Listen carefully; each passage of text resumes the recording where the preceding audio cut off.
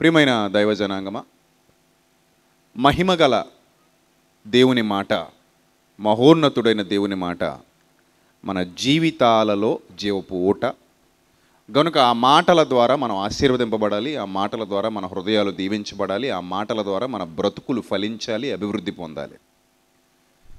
ఒక విషయం మనం గుర్తు చేసుకుందాం ఈ రాత్రి. మనం పుట్టక మునుపు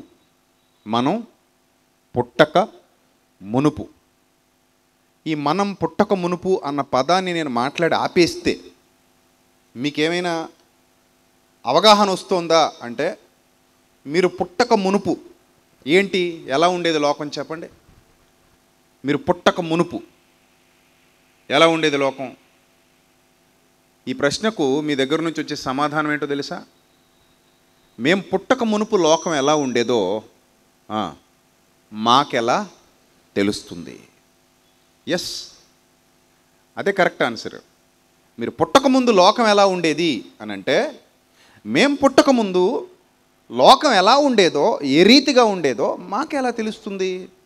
మాకు తెలియదు కదా. అంతేనా? అంతే కదా ఆన్సర్, రైట్ ఆన్సర్. నెక్స్ట్, సరే మీరు పుట్టాక లోకం ఎలా ఉందో మీకు అర్థమవుతుందా అని ప్రశ్నిస్తే, మేము పుట్టాక కళ్ళ ముందు కనబడేవి ఎలా ఉన్నాయో మాకు అర్థమవుతున్నాయి. కనిపించనివి కూడా ఉన్నాయి. సో కళ్ళ ముందు కనబడే ప్రస్తుత వాతావరణం, మా ఊరు, మా వాడ, మా పల్లె, మా బంధువులు, మా స్నేహితులు, మా జీవితం, మా కుటుంబం, మాకు ప్రస్తుతానికి నా పరిధి మేరకు నేను కొంతవరకు తెలుసుకోగలిగాను నేను పుట్టాక. అంతే కదా, రైట్. ఇప్పుడు మరో ప్రశ్న, మరి నువ్వు పుట్టకముందు లోకం ఎలా ఉందో నీకు తెలీదు, పుట్టకముందు నువ్వెక్కడున్నావో ఏమైనా ఐడియా ఉందా? పుట్టకముందు నువ్వెక్కడున్నావు, ఎలా ఉన్నావు, అప్పుడు నీ పరిస్థితి ఏమిటి? ఏమైనా ఐడియా ఉందా ఎవరికైనా? ఎవరికి ఐడియా ఉండదు. ఎంత తల పగలగొట్టుకున్నా మనం పుట్టకముందేంటి అనేది మనకు అస్సలు తెలీదు. ఎలా ఉండేవారమో తెలీదు, ఎక్కడుండేవారమో తెలీదు, ఎలా వచ్చామో తెలీదు, మన ఉనికి ఎలా ప్రారంభమైందో తెలీదు, మన గుండె కొట్టుకోవటం ఎప్పుడు మొదలైందో తెలీదు. తెలుసా మీకు ఎవరికైనా ఈ గుండె కొట్టుకోవటం ఎప్పుడు మొదలైందో? స్టార్టింగ్ పాయింట్ అనేది ఒకటి ఉండదా? ప్రతిదానికి ప్రారంభం ఉంటుంది, ముగింపు ఉంటుంది కదా. మన లోపల గుండె చేయి వేయగానే కొట్టుకుంటుంది కదా, లబ్డబ్ అని కదా. సో ఈ గుండె కొట్టుకోవటం ఎప్పుడు ప్రారంభమైంది, అదేమైనా నీకు గుర్తుందా అని అంటే, నిజానికి మనకి ఎవ్వరికి ఎలాంటి ఇన్ఫర్మేషన్ లేదు. అందరం అక్కడ డెడ్ అయిపోతాం. అందరం అక్కడికి వెళ్ళేసరికి ఏమైపోతాం? డెడ్ అయిపోతాం. అంటే మనకేం తెలీదు. ఇప్పుడు బాగా ఆలోచన చేయండి. మీరు బాగా ట్రై చేస్తే మీ చిన్నతనంలో ఎంతవరకు వెళ్ళగలుగుతున్నారు? చిన్నతనాన్ని గుర్తు చేసుకుందామని బాగా కష్టపడి ట్రై చేస్తే మీ చిన్నతనంలో మీ ఉనికి అంటే నువ్వు ఈ లోకాన్ని తెలుసుకోవటం ప్రారంభించినది ఎప్పటి వరకు గుర్తుపెట్టుకున్నావు?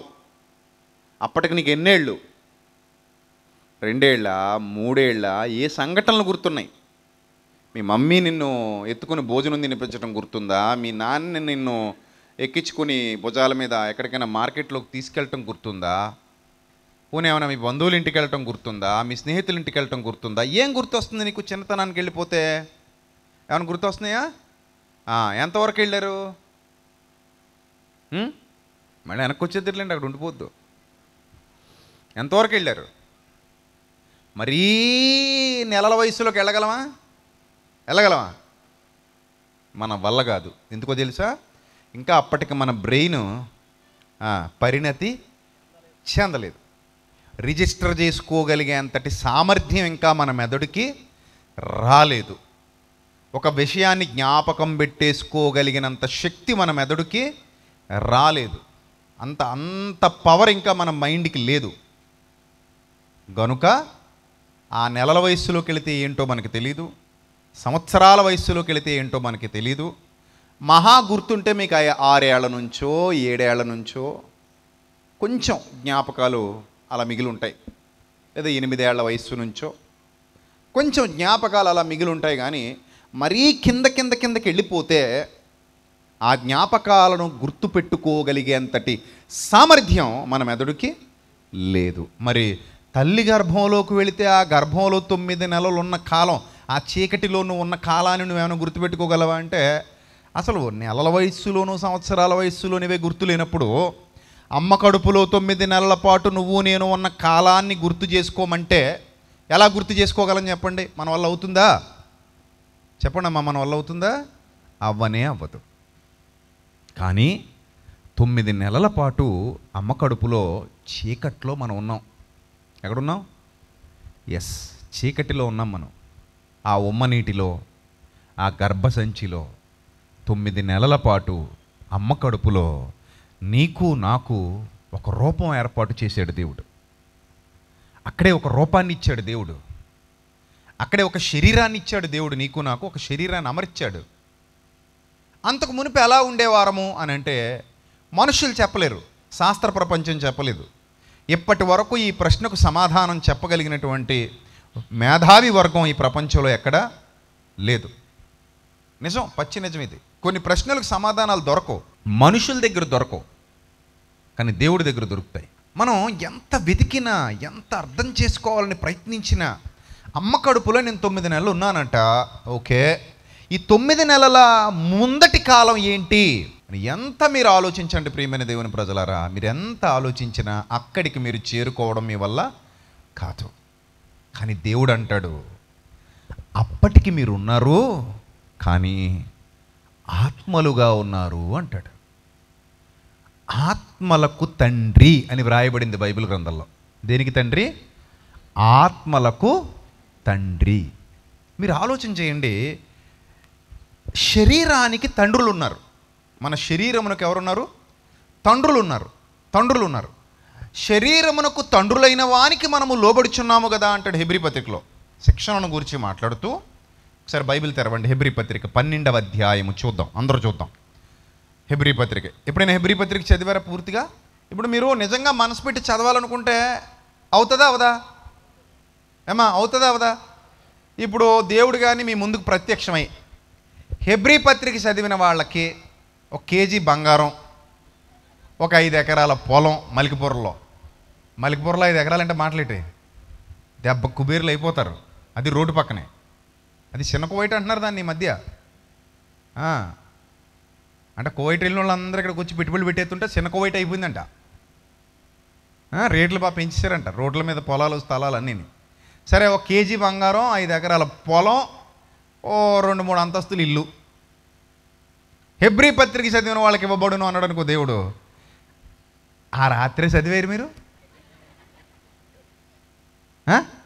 చదువుతారా?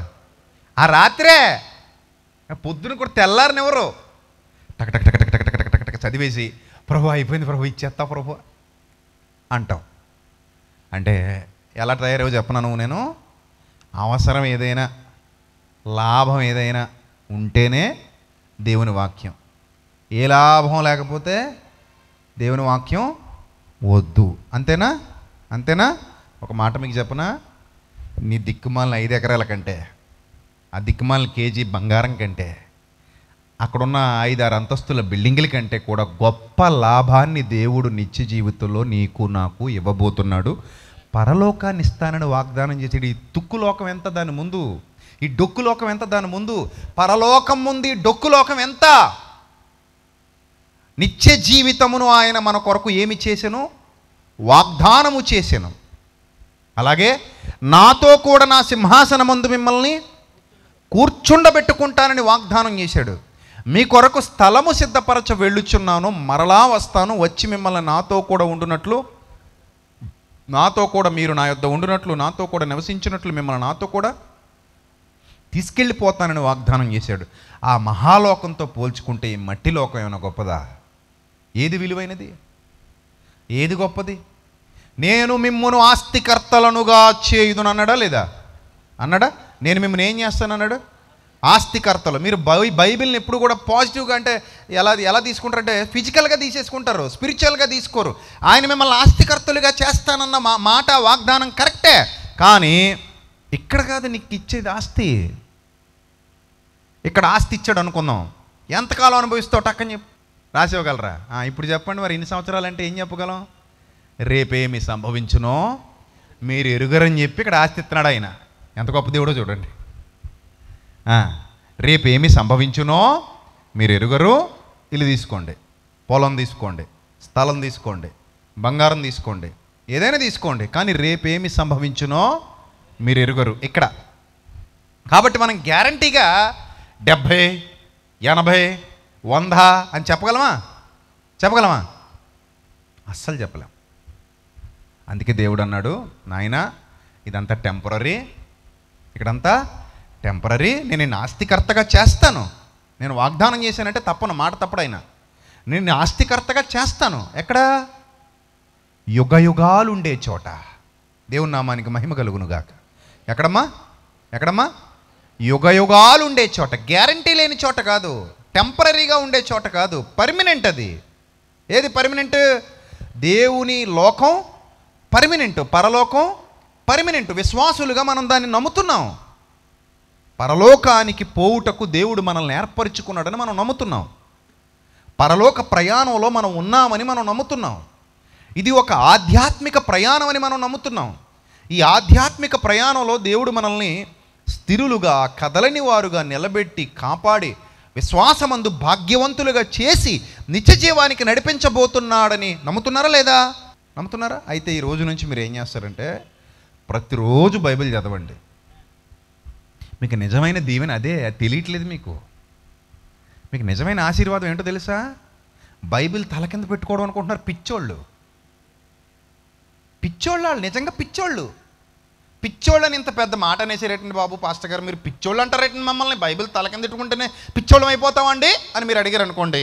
ఒక చిన్న ఎగ్జాంపుల్ చెప్తాను, మీరు పిచ్చోళ్ళో కాదో చెప్పండి. తల కింద పెట్టుకునేవాళ్ళు, చదవకుండా తల కింద పెట్టుకునేవాళ్ళు పిచ్చోళ్ళే. ఎందుకు పిచ్చోళ్ళు చెప్పనా? ఇప్పుడు మీ అందరికీ బిర్యానీ పొట్లాలు ఇచ్చాను, పొట్ట కట్టు తిరుగుతున్నారు అనుకో, ఏం చేయాలని? పిచ్చోళ్ళు అనాలా, మంచోళ్ళు అనాలా? మీరు చెప్పండి పర్లేదు చెప్పండి. బిర్యానీ పొట్లం ఇచ్చాను మీ అందరికీ, పొట్ట కట్టుకుని బెల్ట్ వేసుకున్నారు దానికి. అమ్మయ్య బిర్యానీ పొట్ట కట్టేశానండి. బిర్యానీ దేనికి కట్టేశాను? పొట్ట కట్టేశాను. అమ్మయ్య అనుకుని తిరుగుతున్నారు, ఊరంతా తిరుగుతున్నారు.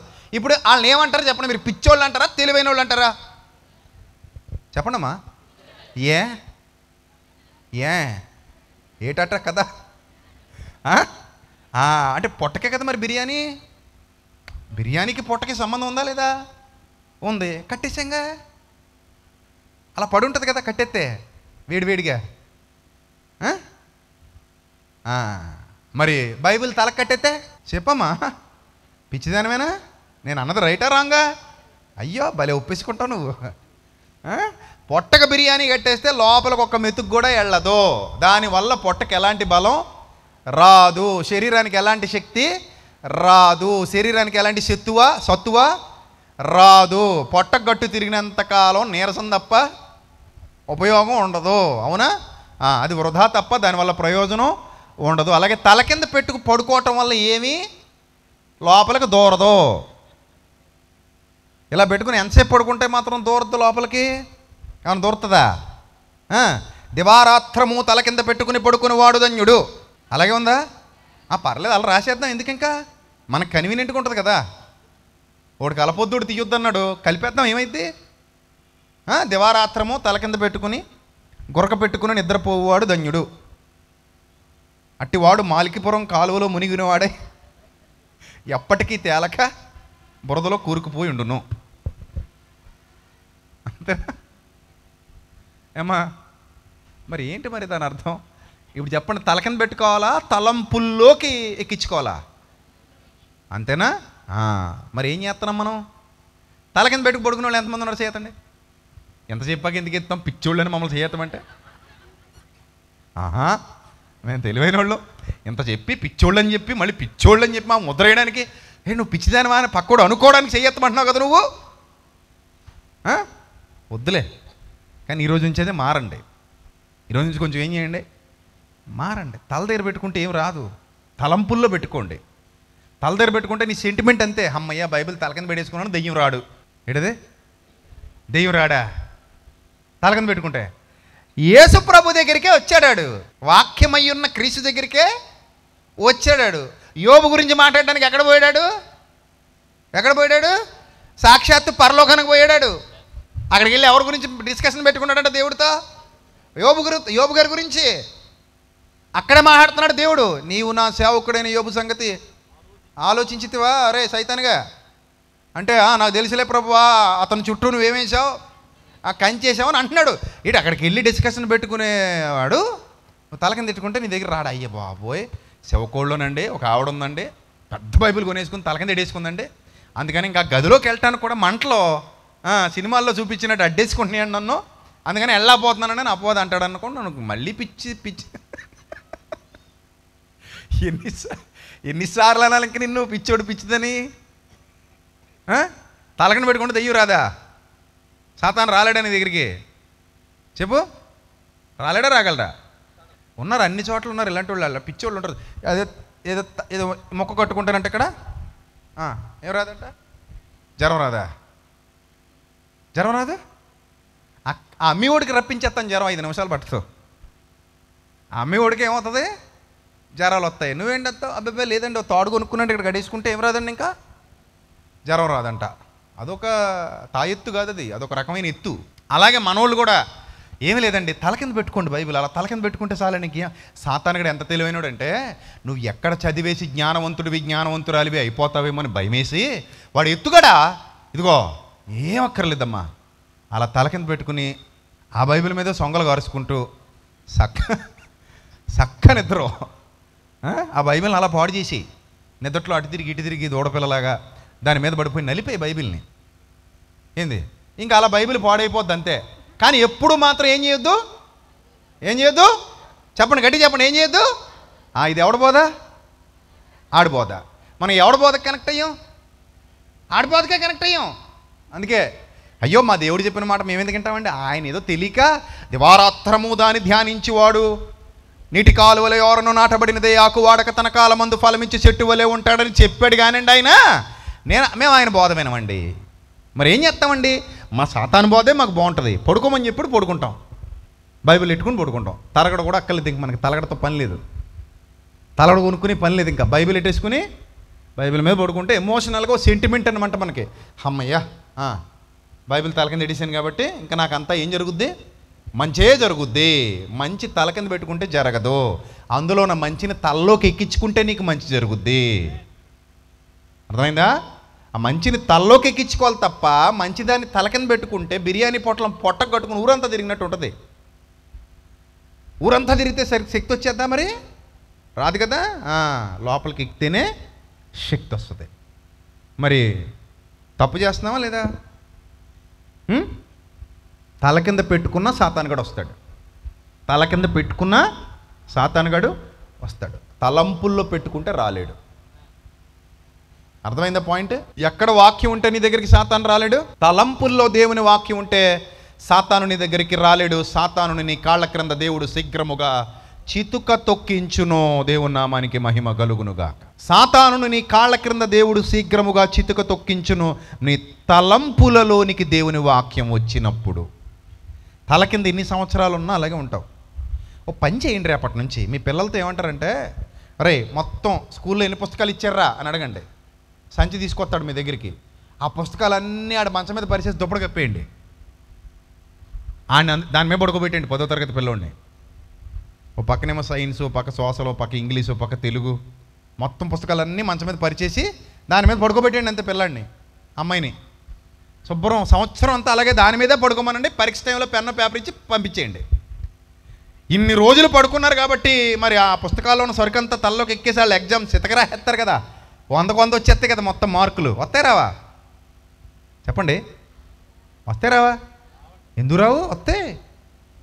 వస్తాయమ్మా, ట్రై చేసి చూడండి. ఈ సంవత్సరం అంతా ఏముంది, పోతే ఒక సంవత్సరం పోద్ది. మరి రేపు నుంచి ఏం చేద్దాం చెప్పండి? ఏం చేద్దాం చెప్పండి? మరి ముందుకెళ్దాం. ఏదో నిర్ణయం తీసుకోండి. పెట్టిలోకి వెళ్ళకముందే మంచి నిర్ణయం తీసుకోండి. ఏం చేద్దాం చెప్పండి? ఏం చేద్దాం? రోజుకి ఎంత చదువుదాం పోనీ అదేని చెప్పండి. తీర్మానం చేసుకుందాం ఈ రాత్రి, అప్పుడే మిమ్మల్ని ఇంటికి పంపిస్తాను. తీర్మానం ఏంటి? తీర్మానం రోజు కనీసం ఎంత చదువుతావు? నాతో కాదు, ఇంకా తీర్మానం చేసేది ఎవరితో? సర్వోన్నతుడైన దేవునితో. రేపటి నుంచి చెప్పండి ఎంత, మీరు ఎంత అంటే అంత. ఇంకా మీరు నిజంగా ఫిక్స్ అయిపోయి అందరూ ఫిక్స్ అయిపోయి అన్నయ్య మేము బాగా చంద్రబాబు నాయుడు గారి కంటే బిజీగా ఉంటాం, ఆయన ఏదో ముఖ్యమంత్రి కానీ నరేంద్ర మోదీ గారి కంటే బిజీగా ఉంటాం, ఆయన ఏమో ప్రధానమంత్రి కానీ ఇంక మా గురించి మీకు తెలియదు అన్నయ్య, మాది చాలా పెద్ద బిజీ ఖాతా మాది, అందుకని 2 అధ్యాయాలంటే అవదు కానీ మా ఇళ్లలో క్యాలెండర్లు ఉన్నాయన్నయ్య, మాకు అందరికీ సులువుగా ఉంటుందని ఏం చేశారంటే ఆ క్యాలెండర్ ముద్రించిన మహానుభావులు ఒక్కో డేట్ దగ్గర చిన్న మొక్క పడేశారు. ఆ మొక్క ఎక్కడుందో కూడా మనకు తెలిసావదో, నిజంగా ఆ మొక్క లోపల అలాగుందో లేదో కూడా మాకు తెలిసావదో, ఏమైనా ప్రింటింగ్ మిస్టేక్లు ఉన్నాయా అది కూడా మాకు తెలిసావదో. వాళ్ళు ఏదో రాశారు, మేము లేస్తాం క్యాలెండర్ దగ్గరికి వెళ్తాం, అది చూస్తాం, ఏం చేస్తాం అదొక్కడే చదివేసుకుంటాం, పోతాం అంతే, ఊరి మీద పడిపోతాం ఆబోతుల్లాగా. ఇంకా ఆ తర్వాత మళ్ళీ రేపు పొద్దున దాకా అది ఉండదు, ఆ గొడవ ఉండదు. ఈ బ్యాచ్ కూడా ఉన్నారు తెలుసా మీకు. ఒక రోజు అక్కడ అడిగాను, రోజు చదువుతుంటే రోజు చదువుతాను అన్నాడు, రోజు బైబిల్ చదువుతా రోజు అన్నాడు, అసలు బైబిల్ చదవకుండా బయటికి వెళ్ళండి అన్నాడు. బాబు అంత మంచోడు అనుకుంటా అప్పుడు చెప్తున్నాడు క్యాలెండర్లో ఉంటుంది కానీ మొక్క చదువుతాను అంటున్నాడు మహానుభావుడు. అంత పాపం అంత ఖాళీ లేకుండా తిరుగుతున్నాడు పిల్లడు. ఇందులో చదువుతాడట క్యాలెండర్లో మొక్కలు చదువుతావా? అన్నం దగ్గర ఉన్న ఆ ఆసక్తి వాక్యం దగ్గర లేకపోతే ఎలా చెప్పండి చెప్పండి. అన్నం దగ్గర ఉన్న ఆసక్తి వాక్యం దగ్గర లేకపోతే ఎలాగా? ఉండాలా వద్దా వాక్యం దగ్గర? అన్నం శరీరానికి బలమిస్తే వాక్యం ఆత్మకు బలమిస్తుంది. ఆత్మయే జీవింపజేయుచున్నది, శరీరము కేవలము నిష్ప్రయోజనం అన్నాడు మన ప్రభువు. కనుక అన్నం శరీరానికి బలమిస్తే వాక్యం ఆత్మకు బలమిస్తుంది. కనుక ఆత్మకు బలమిచ్చే అక్షయ ఆహారాన్ని తినాలా ప్రతిరోజు వద్దా? తినాలి. మరి రేపటి నుంచి తింటారా? మొక్క చదువుతారా? సమయం ఉన్నంత వరకు చదువుతూ పోతారా?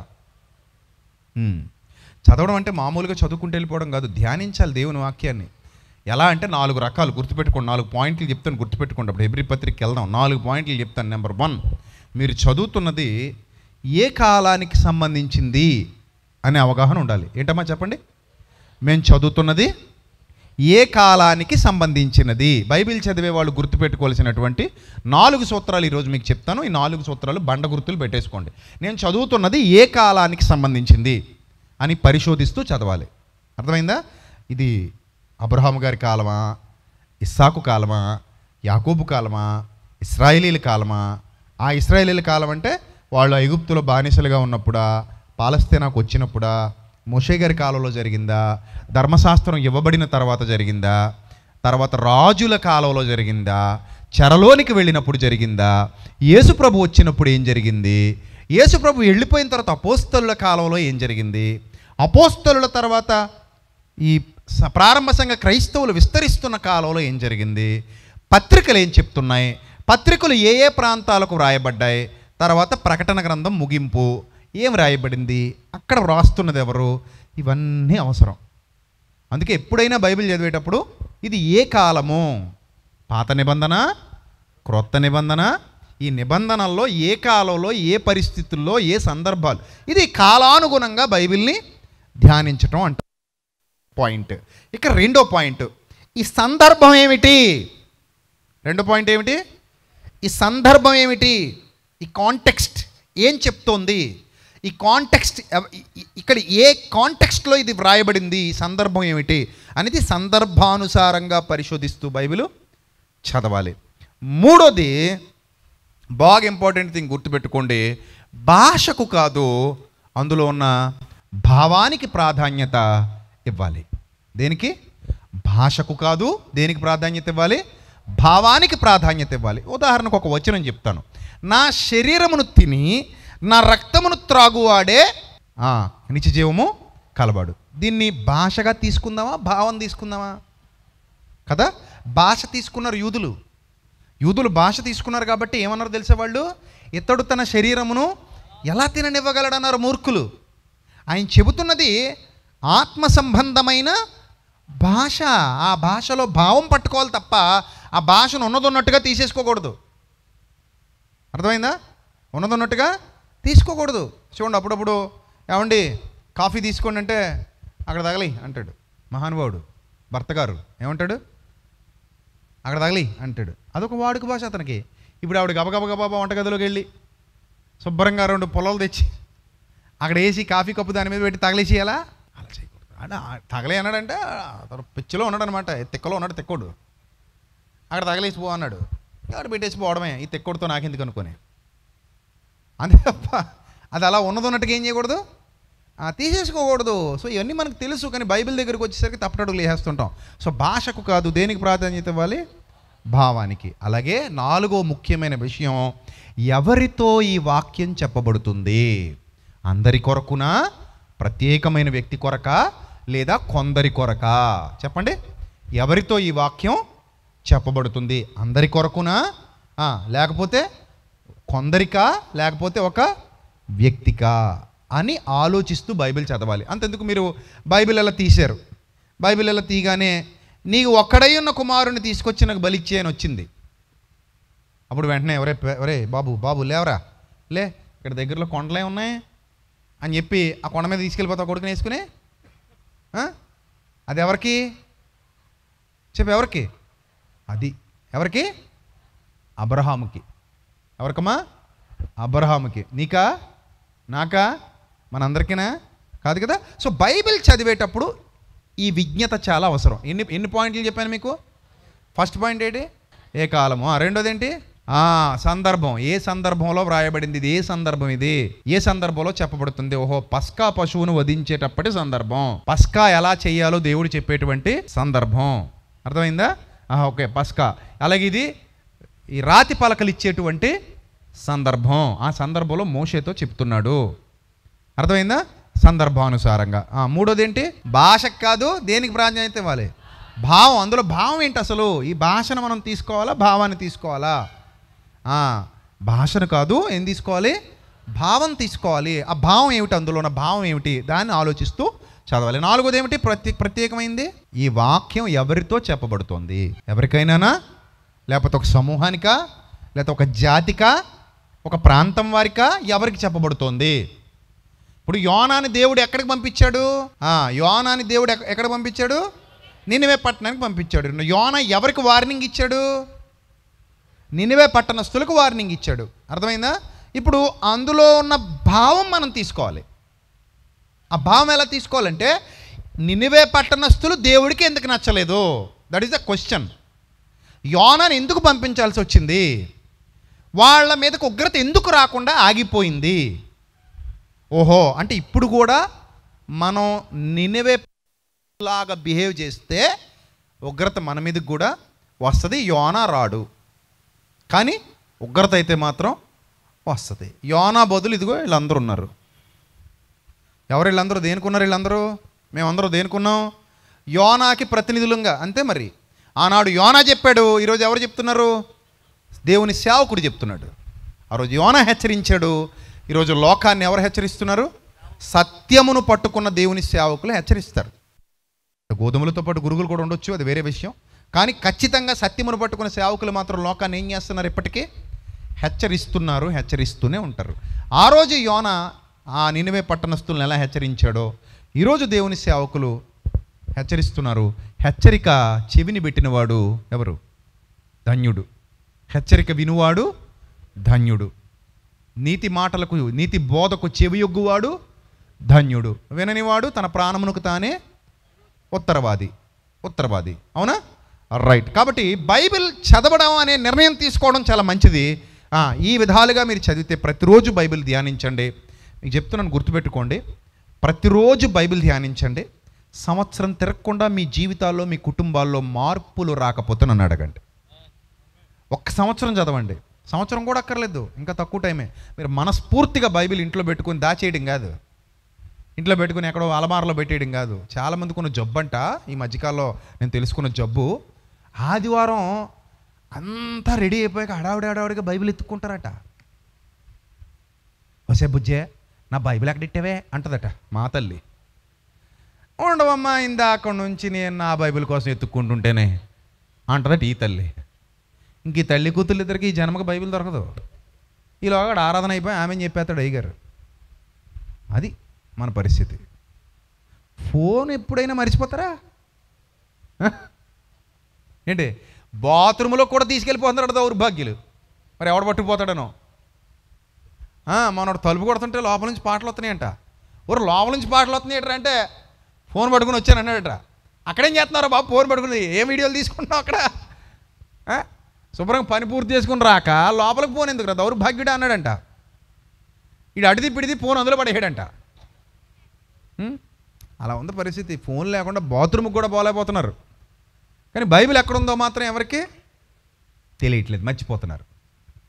ఏమ్మా మరి దిద్దుకుందామా సర్దుకుందామా? ఏం చేద్దాం? సర్దేసుకుందామా దిద్దేసుకుందామా? ఏది బెటర్? దిద్దుకుంటే బెటరా సర్దుకుంటే బెటరా? కొంతమంది మెల్లిగా సర్దుకుంటారు. ఎందుకులేండి, మనకి ఇలాంటి వాక్యం మనకు నచ్చదండి, మనకు సెట్ అయ్యి వాక్యం కాదండి ఇది, అమ్మో తీర్మానాలు చేయమంటున్నాడు రోజు చదువుతానని. మనకెట్ట కుదురుద్ది?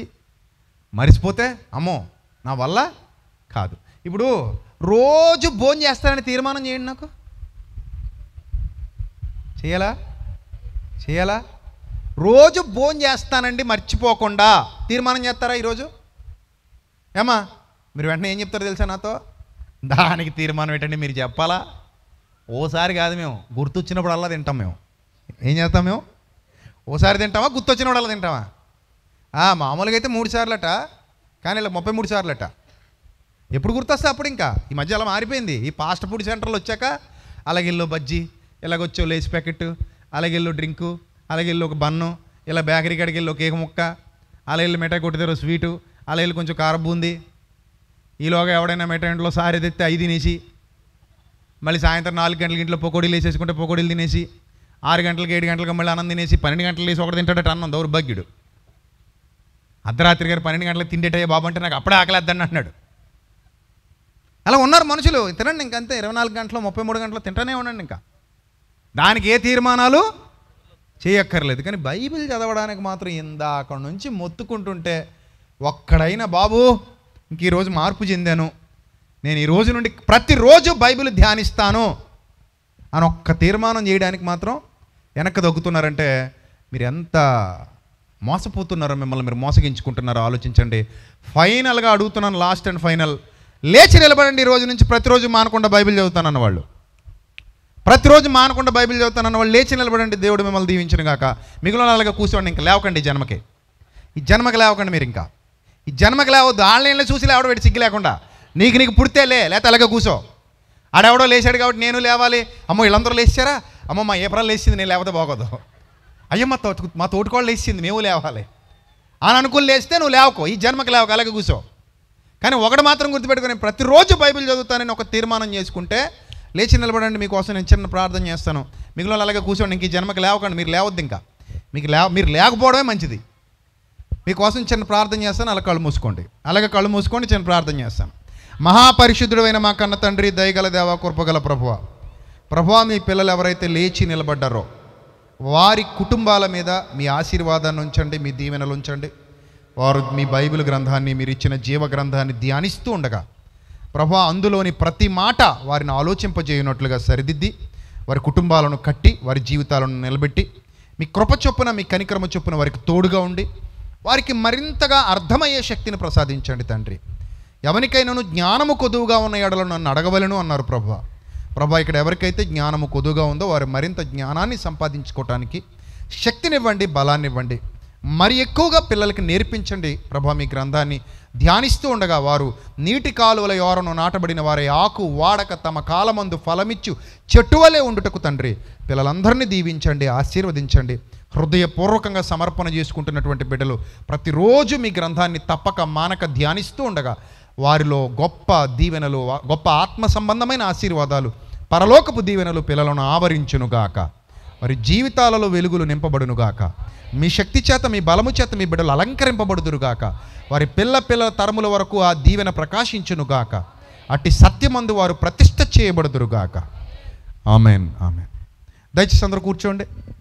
రైట్, చాలా సంతోషం, మంచి నిర్ణయం తీసుకున్నారు. రేపటి నుంచి మానకుండా ప్రతిరోజు దైవ గ్రంథాన్ని ధ్యానించండి. మీ అందరికీ చెప్తున్నా, ఖచ్చితంగా ఎవరైతే తీర్మానం తీసుకున్నారో, ఎవరైతే ఖచ్చితంగా అన్నా మేము ధ్యానిస్తూ ఉన్నారో, మీకు ఇతరులకు మీరు చెప్పే స్థాయికి మీరు ఎదుగుతారు. ఇతరులకు మీరు వివరించే స్థాయికి మీరు ఎదుగుతారు. మీలో ఉన్న మలినాలు తొలగిపోతాయి. దట్ ఈస్ బైబిల్ ధ్యానం వల్ల కలిగే ఉపయోగం ఏంటి చెప్పనా? మనలో ఉన్న మలినాలు తొలగిపోతాయి. మనలో ఉన్న చెడుగు తొలగిపోతుంది, మనలో ఉన్నటువంటి అజ్ఞానం తొలగిపోతుంది, మనలో ఉన్నటువంటి అసత్యం తొలగిపోతుంది. రోజు రోజుకి మనం దేవునికి దగ్గరైపోతాం. నేను మారు మనస్సు పొందిన తొలి దినాలలో ఎంత పిచ్చిగా చదువుకునేవాడినో తెలుసా బైబిల్. ఎన్ని వందల సార్లు క్రొత్త నిబంధన చదివి ఉంటానో నాకే తెలీదు. వందల సార్లు అంటే నన్ను గుర్తుపెట్టుకోండి. కొన్ని వందల సార్లు క్రొత్త నిబంధన ధ్యానించి ఉంటాను నేను. అంతగా బైబిల్ చదువుకునే ఆసక్తి, ప్రేమ, దాని పట్ల ఇష్టం. జేబులో పెట్టుకు తిరిగేవాడిని కొత్త నిబంధన. ఇలా జేబులో ఉండేది, నా జేబులో ఉండేది ఎప్పుడు చిన్న పాకెట్ బైబిల్. ఆ పాకెట్ బైబిల్ జేబులో పెట్టుకుని బైక్ మీద వెళుతున్నప్పుడు కూడా వెనకాల కూర్చొని బైబిల్ చదువుకునేవాడిని నేను. ప్రయాణాల్లో కూడా బైబిల్ చదువుకునేవాడిని. అంత ఇష్టం. అందుకే ఎందుకూ పనికిరాని నన్ను దేవుడి రోజు ఇలా నిలబెట్టి మీ అందరి సమక్షంలో వాడుకుంటున్నాడు. దేవుని నామానికి మహిమ కలుగునుగాక. ఎందుకు కొరగాని నన్ను నా దేవుడు ఇలా నిలబెట్టుకున్నాడు. ఎన్నికలేని నన్ను నా దేవుడు ఎన్నుకున్నాడు. ఈరోజు నన్ను అనేక మందికి దీవెనకరంగా మార్చడానికి, ఈ పరిచర్యలు ఇంత బలంగా నడిపించడానికి కారణం నా ఆశీర్వాదం ఏంటి అంటే, నేను చెబుతాను, నా జీవగ్రంథమే నా ఆశీర్వాదం, నా జీవగ్రంథమే నా దీవెన. కొంతమంది మూర్ఖులు అనొచ్చు. ఈరోజు సోషల్ మీడియాలో చాలామంది మూర్ఖులు, మత ఉన్మాదులు మాట్లాడుతున్నారు. జ్ఞానం లేక, వివేకం లేక బైబిల్ని దూషిస్తున్నారు ఆ మూర్ఖులు. వాళ్ళకి అర్థం కాలేదు. అందని ద్రాక్ష నక్కకి ఎలా ఉంటుందట? పుల్లగా ఉంటుందట. నక్క ద్రాక్ష పళ్ళ కోసం ఎగిరి గెంతి ఏమందట? పళ్ళు పుల్లగా ఉన్నాయన్న తినలేదే, ఆడలేదు. అది ఎగిరింది అంతే, దానికి అందలేదు కాబట్టి దానికి ఎలా ఉంది? అది పుల్లగా కనబడింది. అలాంటి మత ఉన్మాదులు ఈరోజు బైబిల్ గురించి చాలా తక్కువ చేసి మాట్లాడుతున్నారు. కానీ ఇందులో ఉన్న జీవవాక్కులు, ఇందులో ఉన్న సత్యము, ఇందులో ఉన్నటువంటి అద్భుతమైన ఆధ్యాత్మిక సరళి మనకు అర్థమైతే మనలో ఉన్న ప్రతి చీకటిని తొలగించే దీపం ఇది. అందుకే అన్నాడు, నీ వాక్యము నా పాదములకు దీపము, నా త్రోవకు వెలుగు. నీ వాక్యము నా పాదములకు దీపము, నా త్రోవకు వెలుగై ఉన్నది. ఇది అర్థమైన వాడు దీపం వెలిగించుకోకుండా చీకట్లో బతకగలడా? నేను ఈరోజు మీతో చెప్పింది ఏంటో తెలుసా? ప్రతిరోజు దీపం వెలిగించుకోండి అని చెప్పాను అంతే. నేను మిమ్మల్ని చీకట్లో బతకొద్దని చెప్తున్నాను అంతే. మీ మీద ప్రేమతో చెప్తున్నాను సుమా, మీ మీద కోపంతో కాదు. మిమ్మల్ని హెచ్చరించేది కూడా మీ మీద ప్రేమతోనే. రే, నువ్వు బిళ్ళలు వేసుకుంటావా వేసుకోవని తిడితే డాక్టర్ గారు దాని అర్థం ఏంటి? చంపేయాలన్నా బతికించాలన్నా? నువ్వు బిళ్ళలు వేసుకుంటావా వేసుకోని డాక్టర్ గారు తిడుతున్నాడు, దాని అర్థం ఏంటి చెప్పండి? నాకు ఎందుకు తిడుతున్నాడు డాక్టర్ గారు? రోగి మీద ప్రేమ తక్కువైపోయా? రోగి మీద కోపం ఎక్కువైపోయా? మరి ఎందుకు తిడుతున్నాడు? నువ్వు మందులు వేసుకుంటావా వేసుకోవా అని తిడుతున్నాడంటే కారణం ప్రేమ కదా? మరి నేను మిమ్మల్ని ఎందుకు గద్దిస్తున్నాను? మీరు తినాలనే కదా, ఇది తినాలని, ఇది వినాలని. ప్రతిరోజు ధ్యానించండి, మీ జీవితాలు బాగుంటాయి. చీకటి గల చోటున వెలిగిచ్చు దీపమై ఉన్నది ఆ వాక్యము. ఈ వాక్యం ఏమై ఉన్నది? చీకటి గల చోటున వెలిగిచ్చు దీపమై ఉన్నది. కనుక జీవవాక్యాన్ని ధ్యానించండి, మీ జీవితాలు బాగుంటాయి. మీరు తొట్టిల్లిపోకుండా ఉంటారు, మీరు పడిపోకుండా ఉంటారు. మీకు ఎన్నో సంగతులు దేవుడు నేర్పిస్తాడు, ఎన్నో దివ్యమైన సంగతులు నేర్పిస్తాడు, ఎన్నో అద్భుతమైన విషయాలు నేర్పిస్తాడు దేవుడు. ఎంతో ఉన్నతమైన స్థితిలోనికి నడిపిస్తాడు దేవుడు మిమ్మల్ని, మీ కుటుంబాన్ని, మీ పిల్లల్ని. అసలు ఒక్క మొక్క గుర్తుపెట్టుకోండి, దేవుడు అనగానే ఆయన ఎక్కడో పరలోకంలో ఉంటాడు, మన దగ్గర ఉండడు అనుకోండి, పొరపాటు. అది బైబిల్ అలా చెప్పలా. బైబిల్ ఏం చెప్పిందో తెలుసా? ఆది యందు వాక్యం ఉండెను, వాక్యము దేవుని యొద్ద ఉండెను, ఆ వాక్యము దేవుడై ఉండెను. ఎంత బాగుందో చూసారా? వాక్యము ఏమై ఉండెను? ఏమై ఉండెను? దేవుడై ఉండెను. ఈ వాక్యం మన హృదయాలలోనికి వెళుతుంటే దేవుడు ఎక్కడున్నట్టు చెప్పండి? ఇప్పుడు ఎక్కడున్నట్టు? పరలోకంలో ఉన్నట్ట, మనలోనికి వచ్చినట్ట? చెప్పండి అమ్మా, పరలోకంలో ఉన్నట్ట, మనలోనికి వస్తున్నట్ట? మనలోనికి వస్తున్నట్టేగా, రైట్. అందుకే వాక్యమై ఉన్న దేవుణ్ణి దూరం చేసుకోకండి అని మిమ్మల్ని బ్రతిమలాడుకుంటున్నాను. ఎందుకు మీరు అనవసరంగా మిమ్మల్ని మీరు మోసం చేసుకుంటారు? దేవుని వాక్యాన్ని దూరం పెట్టి, పక్కన పెట్టి, దానివల్ల మీకు ఎలాంటి ప్రయోజనం ఉండదు. అందుకే ప్రతిరోజు జీవగ్రంథాన్ని ఏం చేయండి? ధ్యానించండి, దేవుని మేలులు పొందండి. రైట్. ఇక నెక్స్ట్ హెబ్రీ పత్రిక 12వ అధ్యాయము 5వ వచనం చదవండి, అందరూ చదవండి. నా కుమారుడా, ప్రభుచే శిక్షను తృణీకరింపకుము. చూసా? నా కుమారుడా, ప్రభు శిక్ష చేస్తాడు, దాన్ని ఏం చేయొద్దు? తృణీకరించొద్దు. అంటే ఇప్పుడు శిక్షణ ఇస్తాడంట దేవుడు. ఆ శిక్షణను ఏం చేయొద్దు అంటున్నాడు? సంగమా, తృణీకరించుకో. రెండో మాట, ఆయన నిన్ను గద్దిస్తాడు. గద్దించినప్పుడు ఏం చేయొద్దు? విసుక్కుంటున్నారు ఇందాక నుంచి, ఇలా తగులుకున్నాడు బాబు మాకని. విసుక్కున్నారు ఎవరైనా? ఖచ్చితంగా ఇసుక్కుంటారు. లేవకుండా కూర్చున్నారు చూడండి, వాళ్ళు ఇసుక్కుంటారు. ఇది చూసాడా మమ్మల్ని అందరినీ నిలబెట్టాడు, వాళ్ళందరూ నిలబడ్డారు, మమ్మల్ని ఏమో అలాగే కూర్చోండి అంటున్నాడు, మేము లేమని తెలిసి ఇతనికి అని ఇసుకున్నారమ్మా ఎవరైనా? ఏమంటున్నాడు దేవుడు? నా కుమారుడా ప్రభు చే శిక్షను తృణీకరించకము. నెక్స్ట్, ఆయనను గద్దించినప్పుడు విసుకకుము. ప్రభువు తాను ద్వేషించు వారిని ఎవరిని? అది ద్వేషించేవారినా ప్రేమించేవారినా? ఎవరిని? ప్రేమించువారిని. ప్రేమించు వారికి లడ్డూలు పెట్టడంట. మరేం పెడతాడంట? ఏం పెడతాడంటమ్మా? ప్రేమించే కొలది శిక్షిస్తాడు. తండ్రి కొట్టినప్పుడు అనుకుంటాం, మా నాన్నకి నేనంటే ఇష్టం ఉండదండి, అస్తమాన్ నన్నే కొడతాడు అనుకుంటాం. మా అమ్మకి నేనంటే ఇష్టం ఉండదండి, అస్తమాన్ నన్నే తిడద్దండి, అస్తమాన్ నన్నే కొడతాడండి మా అమ్మ అనుకుంటాం.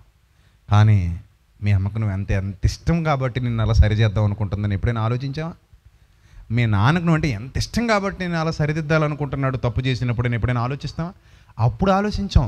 నువ్వు ఆ అమ్మ అయ్యాక అర్థమవుద్ది మీ అమ్మ నిన్ను ఎందుకు దండిందో చిన్నప్పుడు. నువ్వు నాన్న అయ్యాక అర్థమవుద్ది మీ నాన్న నిన్ను ఎందుకు 4 పీకాడో చిన్నప్పుడు. అప్పుడు అర్థమవుతుంది మనకి, పెద్దయ్యాక అర్థమవుద్ది. అరే మా నాన్న నన్ను ఇందుకే కూర్చుంటాడని, మా అమ్మ నన్ను ఇందుకే 4 దన్ను ఉంటుంది అని.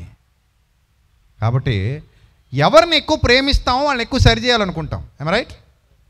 అంతేనా? ఇప్పుడు మీరు ప్రేమించే వస్తువుకి రిపేర్ వచ్చింది, ఏం చేస్తారా? పడేస్తారా? బాగు చేసుకుంటారా? పడేస్తారా? బాగు చేసుకుంటారా? మీరు ప్రేమించే వస్తువు అది, అప్పుడు ఏం చేసుకుంటారు? దాన్ని రిపేర్ చేస్తాం. విప్పుతాం, చొట్టదీస్తాం, కొడతాం, అవసరమైతే కాల్చి మరీ దాని వంకర తీస్తాం. మీరు బాగా ప్రేమించే నెక్లెస్కో చైన్కో కిలం పట్టేసింది, నల్లగా అయిపోయింది, ఏం చేస్తాం? ఇప్పుడు దాన్ని ఏం చేస్తాం? మంటలో వేస్తాం. బంగారం కొట్టి తీసుకెళ్ళి ఎందులో వేస్తాం? మంటలో వేస్తాడు. మంటలో వేసి ఏం చేస్తాడు? దానికి కాల్చి మళ్ళీ ఏం పెడతాడు? మెరుగు పెడతాడు. మరి అప్పుడు కాల్చాలా వద్దా? బంగారాన్ని మెరుగు పెడతాడు, కాల్చాలా? ఇష్టమైంది కాబట్టి నల్లగా మాడిపోయిందని ఏం చేసాం? దాన్ని కాల్చి మరి ఏం చేసాం? మెరుగు తీసుకొచ్చాం. మరి దేవుడు కూడా నిన్ను ప్రేమిస్తున్నప్పుడు ఆయన ప్రేమించే పిల్లలను ఏం చేస్తాడట? శిక్షించి తాను ప్రేమించు వానిని శిక్షిస్తాడు. తాను ప్రేమించు వానిని శిక్షించి తాను స్వీకరించు ప్రతి కుమారుని దండించును. నిన్ను సరిదిద్దాలి. ఇప్పుడు ఒక రాయి తీసుకున్నానండి, నేను ఒక రాయి తీసుకున్నాను, ఉలి తీసుకున్నాను, సుత్తి తీసుకున్నాను, దాన్ని కొడుతున్నాను. ఇష్టం లేక కొడుతున్నానా? నేను ఒక శిల్పిని, దేవుడు ఒక శిల్పి. కొడుతున్నాడు. ఎందుకు కొడుతున్నాడు? దెబ్బ మీద దెబ్బ, ఎక్కడ కొట్టాలో అక్కడ కొడుతున్నాడు. కారణం ఏంటంటే ఒక అందమైన శిల్పాన్ని ఆ రాయిలో నుండి బయటికి తీసుకురావాలి. ఆ శిల్పం అందరికీ ఆకర్షణీయంగా కనబడాలి. ఆ శిల్పానికి గొప్ప విలువ రావాలి. అందుకే పాట కూడా ఉంది, నీ చేతితో నన్ను పట్టుకో, నీ ఆత్మతో నన్ను నడుపు, శిల్పి చేతిలో శిలను నేను,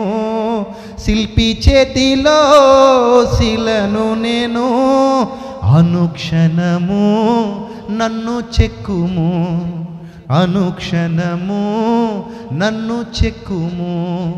నీ చేతితో నన్ను పట్టుకో, నీ ఆత్మతో నన్ను నడుపు, శిల్పి చేతిలో శిలను నేను, అనుక్షణము నన్ను చెక్కుము.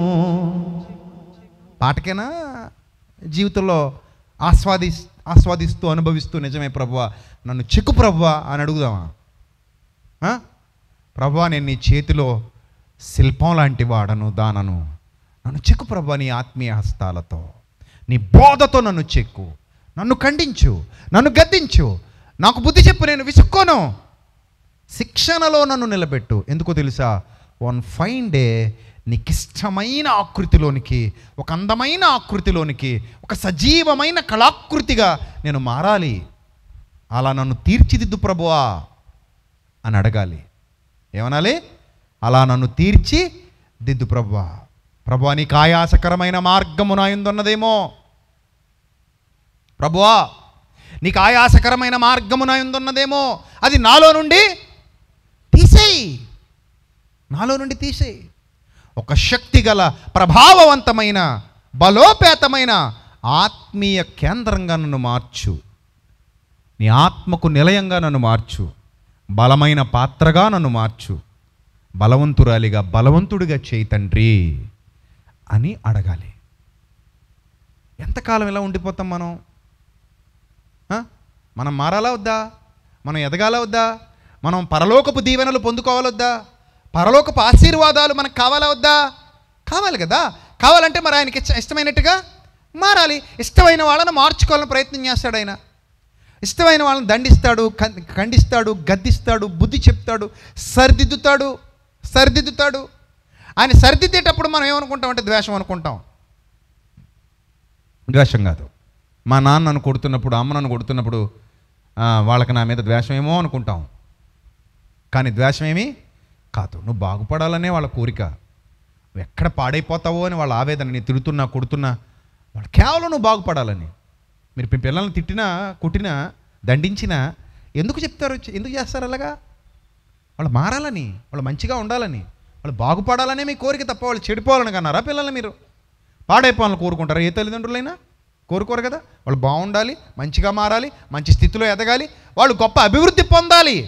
అదే కదా కోరుకుంటారు తల్లిదండ్రులు. రైట్? దేవుడు కూడా అలాగే కోరుకుంటున్నాడు. ప్రియమైన దేవుని ప్రజలారా, ఎందుకో తెలుసా? ఇక్కడ ఒక అద్భుతమైన మాట వ్రాయబడింది. ఇందాక మీకు మొదటే చెప్పాను, వెనక్కి ఆలోచన చేస్తే మనకేం గుర్తు రావట్లేదని చెప్పాను. వెనక్కి ఆలోచన చేస్తే ఎంతవరకు వెళ్ళగలిగాం మనం? ఎంతవరకు వెళ్ళగలిగాం? బాల్యంలో ఏవో కొన్ని జ్ఞాపకాల దాకా వెళ్ళి ఆగిపోయాం. కానీ తల్లి గర్భంలో మనం ఎలా వచ్చామో మనకి తెలీదు. గర్భంలోనికి రాకముందు మనం ఎక్కడున్నామో మనకి తెలీదు. ఆ పూర్వకాలపు సంగతులను గూర్చి మనకు ఎలాంటి అవగాహన లేదు. కానీ ఇక్కడ ఒక అద్భుతమైన సత్యం రాయబడింది. ఆ సత్యం మీకు అర్థమైతే మీరు పులకరించిపోతారు. నిజమైన తండ్రికి నా పట్ల ఎంత ప్రేమ ఉందని. చూడండి, ఒకసారి చదువుదాం. అని కుమారులతో సంభాషించినట్లు మీతో సంభాషించు ఆయన హెచ్చరికను మరచితిరి. దేవుడి హెచ్చరికలను మనుషులు ఏం చేశారట? మర్చిపోయారట. తప్పది. ఆయన హెచ్చరిస్తే గుర్తుపెట్టుకోవాలి తప్ప మర్చిపోకూడదు. హెచ్చరిక మర్చిపోయిన వాడు చచ్చిపోతాడు. హెచ్చరిక మర్చిపోయిన వాడు ఏమైపోతాడు? చచ్చిపోతాడు. ఎప్పుడైనా మీరు బోర్డు చదివారా? ఒక రకమైన బోర్డు ఉంటుంది, చదివారు ఎప్పుడైనా? ప్రమాదకరమైన మలుపు, జాగ్రత్తగా వెళ్ళవలను. చదివారు ఎప్పుడైనా? ఎంతమంది చదివారు? ఎంతమంది చదివారు ఇలాంటి బోర్డులు? రైట్. అప్పుడు మీరు ఏం చేశారు? ఇంకా స్పీడ్ పెంచారా? ఏమా ఆ బోర్డు చూడగానే నువ్వు ఇలా రాస్తావురా, నువ్వు చూడు నా స్పీడ్ ఎలా ఉంటుంది ఈసారి, నువ్వు 100 ఎక్కారా? బోర్డు చూసి 100 ఎక్కితే ఏమవుతాడు? 11వ రోజు పెళ్లి చేస్తారు, దినం భోజనాలు ఎట్టి, పెద్ద పెళ్ళి. అర్థమైందా? బోర్డు చూడగానే ఏం చేయి? తగ్గు. అలాగే దేవుని హెచ్చరిక వినగానే మనం అందరం ఏం చేయాలి? తగ్గాలి. ఆయన హెచ్చరిక చేస్తున్నాడా? తగ్గాలి. లేకపోతే మన ప్రాణాలకు మనమే ఉత్తరవాదులం. ఇంకెవరేం చేయలేరు. మరి దేవుడు మనల్ని హెచ్చరించాడమ్మా. హెచ్చరిక విన్నప్పుడు వెంటనే తగ్గాలి. ఇది దేవుని హెచ్చరిక. దేవుడు పలు విధాలుగా హెచ్చరిస్తుంటాడు. ఒక్కోసారి సేవకుల ద్వారా హెచ్చరిస్తాడు, ఒక్కోసారి వాక్యం ద్వారా హెచ్చరిస్తాడు, ఒక్కోసారి ఆయన ఏ రీతిగా ఎన్నుకుంటే ఆ రీతిగా నీకు హెచ్చరిక పంపిస్తూ ఉంటాడు. ఆ హెచ్చరిక వినగానే నువ్వేమైపోవాలి? సెట్ అయిపోవాలి. లేదు నేను సెట్ అవను, నేను తిరుగుబాటు చేస్తాను అన్నావు అనుకో, దేవుని మీద తిరుగుబాటు చేసి మనం గెలవగలమా అమ్మా?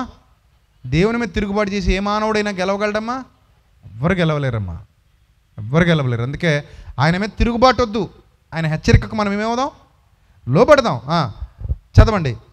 శిక్షాఫలము పొందుటకై మీరు సహిస్తున్నారు. శిక్షాఫలము పొందుటకై మీరు అందరూ ఏం చేస్తున్నారు? సహిస్తున్నారు. నెక్స్ట్, దేవుడు కుమారులనుగా మిమ్మును చూచుచున్నాడు. ఎలా చూస్తున్నాడమ్మా మిమ్మల్ని? కుమారులనుగా మిమ్ములను చూచుచున్నాడు. తండ్రి శిక్షింపని కుమారుడెవడు? ఎంత బాగుందా మాట. మనల్ని అడుగుతున్నాడు. తండ్రి శిక్షింపని కుమారుడెవడు? శిక్షింపటం అనగానే 2 రకాలు. ఒకటి శిక్షణ, ఒకటి శిక్ష. ఒకటి శిక్షణ, మరొకటి శిక్ష. శిక్షణ తర్పీదునివ్వడం, శిక్ష సరిదిద్దడం. శిక్షణ అంటే అర్థం ఏంటి? తర్పీదు ఇవ్వడం. శిక్ష అంటే సరిదిద్దడం. ఈ రెండు ప్రతి కుమారుడికి ప్రతి తండ్రి తల్లి చేస్తారు. తన కుమారులను శిక్షింపని తండ్రి ఎవడు, తన తండ్రి శిక్షింపని కుమారుడు ఎవడు. కుమారులైన వారందరూ శిక్షలో పాలు పొందుచున్నారు. మీరు పొందని ఎడల దుర్బీజులే కానీ కుమారులు కారు అని ఒక అద్భుతమైన మాట 9వ వచనం. మరియు శరీర సంబంధులైన తండ్రులు మనకు శిక్షకులైండురి, వారి యందు భయభక్తులు కలిగి ఉంటిమి. మీ తండ్రికి మీ తల్లికి మీరు భయభక్తులు కలిగి ఉన్నారు. చిన్నప్పటి నుంచి వారు కూడా మిమ్మల్ని అనేక రీతులుగా శిక్షించారు, శిక్షణలో పెట్టడానికి ప్రయత్నించారు. వారు మిమ్మల్ని సరిదిద్దారు, మీకు సర్ది చెప్పారు, ఎన్నో మంచి మాటలు చెప్పారు, ఎన్నో బుద్ధులు నేర్పించారు, విద్య నేర్పించారు. ఎన్నో విధాలుగా మీ కొరకు మీ అమ్మా నాన్నలు ఏమయ్యారు? ప్రయాసపడ్డారు. అవునా? ఆత్మయే జీవింపజేయుచున్నది, శరీరము కేవలము నిష్ప్రయోజనం. మన్నైనది వెనుకటి వలె, మన్నైనది ఏమైపోయాను? మన్నైనది చెప్పండి, మన్నైనది వెనుకటి వలె మన్నైపోనగా నీ తండ్రి తల్లి గర్భంలో నుండి ఏ దేహాన్ని అయితే తెచ్చుకున్నావు, ఇది అందమైన దేహం, 6 అడుగులు ఉంది, 5.5 అడుగులు ఉంది, తెల్లగొన్నాను, ఎర్రగొన్నాను, బుర్రగొన్నాను, నా ముక్కు బాగుంది, నా కళ్ళు బాగున్నాయి, అబ్బా నా లిప్స్ బాగుంటాయి, నా చెవులు బాగుంటాయి, నా జుట్టు బాగుంటుంది అనుకుంటున్నావేమో. అదంతా ఎక్కడికి వెళ్ళిపోద్దట? చెప్పి ఎక్కడికి వెళ్ళిపోద్ది? మన్నైనది వెనుకటి వలె, చెప్పండి, మన్నైనది వెనుకటి వలె మన్నైపోవును. ఆత్మ దాని దయచేసిన, అది అండర్లైన్ చేయండి, ఏం చేసినా దాని దయచేసిన దేవుని యొద్దకు మరలి పోతుంది, మళ్ళీ వెళ్ళిపోతుంది. అంటే మీరు అందరూ శరీరాలుగా ఆత్మలుగా ఇక్కడ ఉన్నారు. ఒకరోజు ఈ శరీరంలో నుండి ఆత్మ బయటకు వస్తుంది, ఆత్మ దేవుని యొద్దకు వెళ్ళిపోతుంది. ఎందుకంటే ఆ ఆత్మకు తండ్రి దేవుడు. శరీరానికి తండ్రి భూమి మీద ఉన్న తండ్రి మన నాన్నగారు. ఈ దేహం ఎక్కడి నుంచి వచ్చిందంటే మా అమ్మలో నుంచి వచ్చింది, మా నాయనలో నుంచి వచ్చింది చెప్పుకుంటాం. ఫిజికల్గా నాకు వీళ్ళిద్దరు తల్లిదండ్రులు అని చెప్తాం. కానీ నీ ఆత్మకు తండ్రి ఎవరంటే దేవుడు. నీ ఆత్మకు తండ్రి ఎవరు? దేవుడు. అదే చెప్తున్నాడు, ఆత్మలకు తండ్రి అయిన వానికి మరి ఎక్కువగా లోబడి బ్రతకవలెను కదా. ఎందుకో తెలుసా? శరీరాలు కొంతకాలం మాత్రమే ఈ భూమి మీద కనబడతాయి. ఆత్మకు మరణం లేదు, ఆత్మకు చావు లేదు. మరణించిన తర్వాత ఆత్మగాను ఆయన సన్నిధికి చేరాలి. అక్కడ ఆయన న్యాయపీఠం ఎదుట ప్రత్యక్షం కావాలి. అప్పుడు నీకు తీర్పు జరుగుతుంది. జాగ్రత్త, తప్పించుకొని పోలేవు. దేవుడు ఆత్మలకు తండ్రి. నువ్వు పుట్టక మునుపు ఎక్కడున్నావు? దేవుని యొద్ద ఉన్నావు. నువ్వు పుట్టక ముందు ఎక్కడున్నావు? దేవుని యొద్ద ఉన్నావు. ఆయనే నిన్ను పుట్టించాడు, ఆయనే నీ ఆత్మను సృష్టించాడు, ఆయనే నీ ఆత్మకు రూపకల్పన చేశాడు, ఆయనే నీ ఆత్మను బయటికి తీశాడు, ఆయనే నీ ఆత్మను నీ శరీరంలోనికి ప్రవేశపెట్టాడు. నేను ఈరోజు ఒక ఆత్మగా ఆయన మరలా తీసుకెళ్ళబోతున్నాడు. చనిపోయిన తర్వాత ఆత్మగా మనం ఆయన సన్నిధికి వెళ్ళబోతున్నాం. జాగ్రత్త. కాబట్టి బ్రతికుండగా ఆయన దీవెన మన సొంతమైతే, చనిపోయాక ఆయన ఆశీర్వాదం మనల్ని ఎన్నటికీ విడిచిపెట్టి పోదు. ఒక్కసారి ఆయన ఆశీర్వాదం నీ తల మీదకి వస్తే, నీ తలకు పైగా ప్రకాశిస్తే, నరుని ఆత్మ యెహోవా పెట్టిన దీపము. నరుని ఆత్మ ఎవరు పెట్టిన దీపము? యెహోవా పెట్టిన దీపము. కాబట్టి నీ దీపం నిత్యము వెలగాలి, ఆరిపోకూడదు. నిత్యము నీ దీపాన్ని వెలిగించేవాడెవరు? దేవుడు. గనుక ప్రియమైన దేవుని ప్రజలారా, ఆయనకు లోబడండి, ఆయన మాట వినండి, ఆ చీకటిలో దీపాన్ని వెలిగించండి. ప్రతిరోజు దేవుని వాక్యాన్ని ధ్యానించండి, నేర్చుకోండి. మీరు దీవించబడతారు, మీ కుటుంబాలు దీవించబడతాయి. మీలో ఉన్న ప్రతి లోపము తొలగిపోతే లోపాలన్నీ తీసేయగా వచ్చేదంతా ఆశీర్వాదమే. అర్థమైందా? మంచినీళ్ళ పైపులో తుక్కు పేరుకుపోయింది అనుకోండి, ఇప్పుడు మంచినీళ్ళు వస్తాయా? ఏం వస్తున్నాయి మరి? బురద పేరుకుపోయింది, తుక్కు పేరుకుపోయింది. ఇప్పుడు అదంతా తీసేస్తే ఏమొస్తాయి? మంచినీరు వస్తుంది. అలాగే నీలో ఉన్న సమస్త కల్మషము తీసివేయబడితే, నీలో ఉన్న సమస్త చీకటి తొలగించబడితే, ఆ ప్లేస్లోనికి దేవుని వాక్యం వస్తే దేవుడు నీలో ఉంటాడు, నీతో ఉంటాడు. అప్పుడు నా యందు మీరును, మీ యందు నా మాటలను నిలిచి ఉండిన ఎడల మీకు ఏది ఇష్టమో అడుగుడి, అప్పుడు అది మీకు అనుగ్రహింపబడును. చెత్తంతా లోపల పెట్టేసుకుని నాకు అది ఇష్టం ఇది ఇష్టం అంటే డెప్ మీద కొట్టి బయట పోమంటాడు తప్ప ఏమివ్వడు. నిజం చెప్తున్నా. ఎందుకంటే నా యందు మీరును, మీ యందు నా మాటలను నిలిచి ఉన్న ఎడల మీకు ఏది ఇష్టమో అడగండి, అది మీకు అనుగ్రహింపబడును. అలా నిలిచి ఉండాలంటే ముందు లోపల ఉన్న చీకటి ఏమవ్వాలి? తొలగిపోవాలి. దీపమైన వాక్యమును ఉంచాలి. అందుకే ప్రతిరోజు వాక్యాన్ని ధ్యానించండి. దేవుని యొక్క దీవెనలు, ఆశీర్వాదాలు పొందండి. దేవుడు మిమ్మల్ని, మీ కుటుంబాన్ని, మీ పిల్లల్ని బహుగా దీవించి ఆశీర్వదించునుగాక. తల్ల వంచండి, ప్రార్థన చేద్దాం. మహాపరిశుద్ధుడా, మా కన్న తండ్రి, దయగల దేవ, కృపగల ప్రభువ, ఇంతవరకు సూటిగా, స్పష్టంగా విలువైన సంగతులు మీ పిల్లలతో మాట్లాడినందుకు స్తోత్రం తండ్రి. అవును ప్రభా, మీరు ఆత్మలకు తండ్రి అయి ఉన్నారు. మా ఆత్మలకు మీరే తండ్రి, మా ఆత్మలకు మీరే సృష్టికర్త, మా శరీరాలకు మీరే సృష్టికర్త. మా తండ్రుల గర్భాల గుండా శరీరాలను పంపించారు. ప్రభా, ఆత్మలకు మీరు తండ్రి అయి ఉన్నారు. ప్రభా, మీరు మమ్మల్ని ఇంకా బలపరచండి, మీ కృపలో భద్రపరచండి, జ్ఞానం ఇవ్వండి, వివేకం ఇవ్వండి. మీ శక్తి చేత మమ్మల్ని అలంకరించండి, మీ బలము చేత మమ్మల్ని అలంకరించండి. ఇక్కడున్న ఎంతోమంది అక్క చెల్లెమ్మలను, అన్నదమ్ములను మీరు జ్ఞాపకం చేసుకోండి. వారి కుటుంబాలలో మీ దీవెనలు ప్రవహించునుగాక. ఆ కుటుంబాలకు మీ కృప ఎల్లప్పుడూ తోడయుండి నడిపించునుగాక. తండ్రి, మీ శక్తితో, మీ బలముతో మీ పిల్లల్ని దీవించమని నిత్య వాగ్దానములు మా కొరకు మీరు దాచి ఉంచారు. ఆ వాగ్దానం పొందుకోగలిగే శక్తి, సహాయము మీ బిడ్డలకు దయచేయండి తండ్రి. ప్రభువా, మీ యొక్క మార్గాలలో నడిపించండి. దైవ చిత్తానుసారమైన దుఃఖము వారి హృదయాలలో పుట్టించి రక్షణార్థమైన మారు మనస్సును కలుగజేయండి తండ్రి. నా వెనుకున్న సేవకుల్ని, వారి సంఘాలని, ఈరోజు ఇక్కడ సభలు ఏర్పాటు చేసిన సేవకుడిని, ఆయన యొక్క సంఘాన్ని దీవించండి, ఆశీర్వదించండి. ప్రభువా, మీ పిల్లలు వారి కుటుంబాలతో తరలి వచ్చారు. వెళుతుండగా మీ కాపుదల దయచేయండి. వారి కుటుంబాలకు క్షేమాన్ని ప్రసాదించండి. మీ ఆత్మీయ ఆశీర్వాదాలతో బిడ్డల్ని నింపండి. దయగల మీ వెలుగు వారి హృదయాలలో ప్రకాశింపజేయమని ఈరోజు విత్తబడిన వాక్యాన్ని బట్టి మారు మనస్సు పొంది ప్రభు వారి జీవితాలు చక్కదిద్దుకోవడానికి తగిన అవకాశాన్ని ప్రసాదించమని, ఎందరైతే ఈ సభల వెనక ఉన్నారో, ఈ సభల కొరకు కష్టపడ్డారో, వారిని, వారి కుటుంబాలను కూడా దీవించి ఆశీర్వదించమని వేడుకుంటాం. ఘనత, మహిమ, ప్రభావములు మీకు మాత్రమే ఆరోపిస్తాం. యేసుక్రీస్తు ప్రభు వారి దివ్యనామంలో ఈ ప్రార్థన మనవులు సమర్పించి మీ వద్ద నుండి తిరిగి జవాబు పొందుకొనుచున్నాం మా కన్న తండ్రి. ఆమేన్. అందరికీ వందనాలు. May God bless you all. Love you all. Thank you. God bless you. దేవుడు మిమ్మల్ని, మీ కుటుంబాన్ని బహుగా దీవించి ఆశీర్వదించును గాక. ఆమేన్. Thank you. గాడ్.